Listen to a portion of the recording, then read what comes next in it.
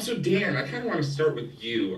Because first of all, I'm just such a fan of your work in general, but I really love it when you show up in horror movies. I think I've shown The Guest to just about every single person that I know, and I love Apostle so much too.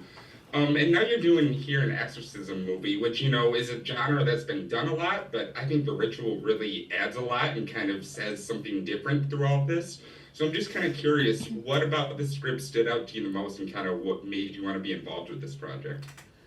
Yeah, it's definitely different, and the fact that it's based on these real accounts that inspired movies like The Exorcist, was very very interesting, and obviously, having Al on board was a huge draw, and I was very very excited to see what he would do with this material. Sure. Yeah, definitely. And the two of you are so good. I loved your back and forth in this movie so much. So, again, kudos and Thank you. congratulations. You mentioned The Exorcist, and this question is for all three of you. Just because whenever there's an exorcism movie that comes out, I feel like it's kind of inevitable. People like point to the production of that movie and how there were reports of spooky stuff that was going on the set, and I don't know how much of that really happened, but like the director said, like he thought there was supernatural interference. So I just kind of have to ask, did you guys notice anything like weird or spooky going on when you were filming this movie? Well, when we were at the Sutton, Did I? Oh, you were weird and spooky. Oh, No, you were weird and spooky. Oh, I was the one Abby they was the weird and witnessed. spooky thing on I the set. see. Yeah. I don't know. Go on, you were going to say there was. Oh no, we What? just talked earlier about how we both had an experience at the Sutton Hotel, and it was in not Vancouver, on this. but set, that wasn't on this set. Yeah, That's It aside was from in the the. point. but it's haunted. Yeah, but The Exorcist, there were things happening behind the scenes. Yeah. And, like, in Yeah. Did we? people's I don't know. private Did lives and stuff. something weird happen? You did? Well, yeah. Oh Yeah, well, you the did. Airbnbs were super creepy, right? Wait, in your Did you- house? Yes, I had Was it your I had a Airbnb? creepy old house in ancient Mississippi, Yeah. and also just where we were filming, we were in like the crypt of this old Catholic cathedral. Well, it wasn't not a cathedral. It was, what was it called?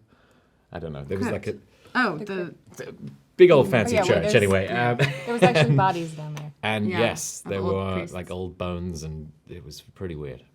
Yeah, I forgot. yeah, about but that. you had it in your house or your Airbnb, didn't The you? bones. No, just took, He took them home bones and I home took the with me. bones home. Actually, yeah.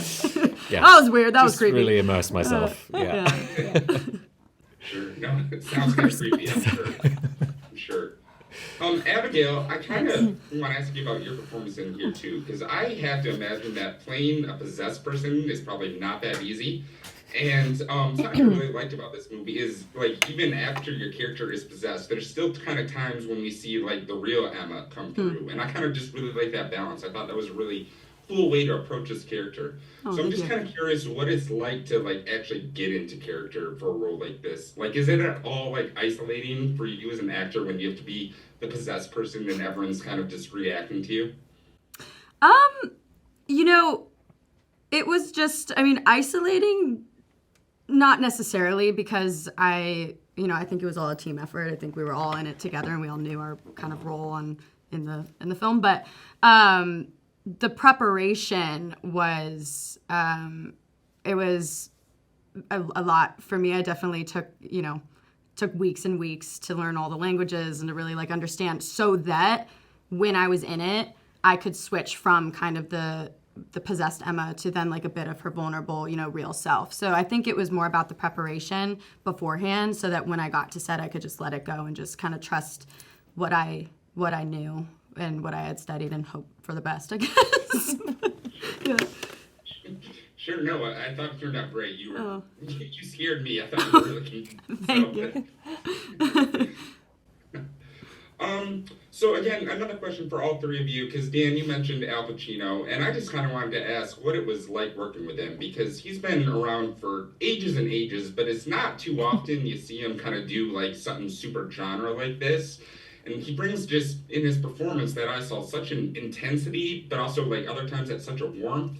I'm just kind of curious what that vibe on set was like when you're filming the really intense moments and the camera stops. Is he still like really intense? No. He was a sweetheart. Yeah. But then Father Theophilus is kind of a sweetheart, I think. He's so, I mean, given what he has to do, I just find him such a kind of sweet character, really. And like, he's sort of this man who's like full of regret, but just like, just shuffling about doing his job. And like, I don't.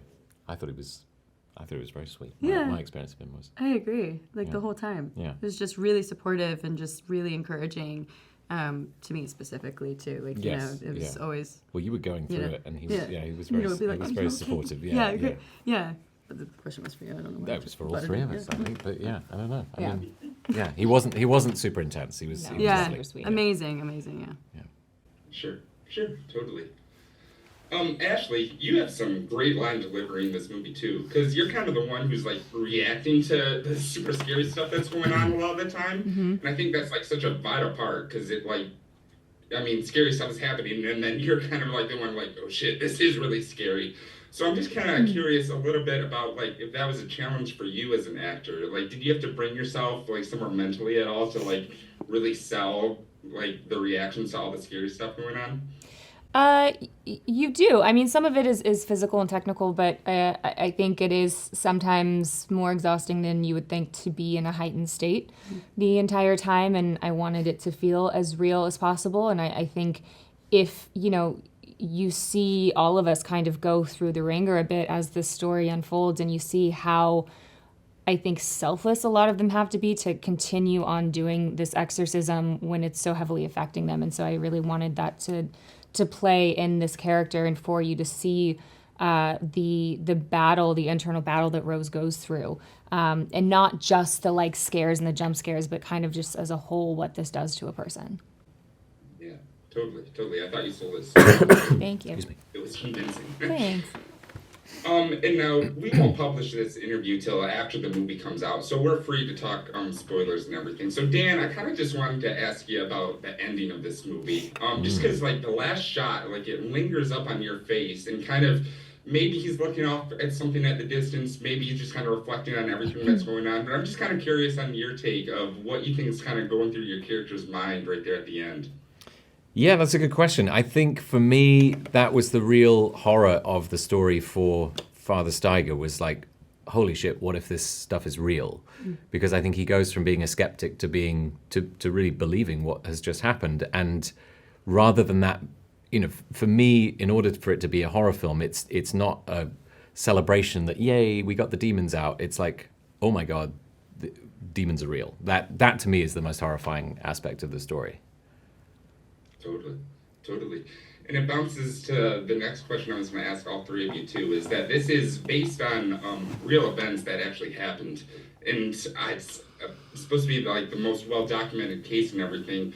What does that kind of look like from your guys' perspective as far as like research for this goes? I mean, I know it was the 1920s, so no one's probably alive who was part of it, but like, did you have to do a lot of research to play these parts? I did some research on the context of the film as a whole. My character isn't documented in any way, and so I kind of had to create that all on my own. But to your point, it does kind of give a little gravity to the situation, knowing that this came from true events and from a true story. I think it makes it that much scarier and that much more real for all of us. So I did do some research, but I don't think I had quite as much to draw from as some of the other characters.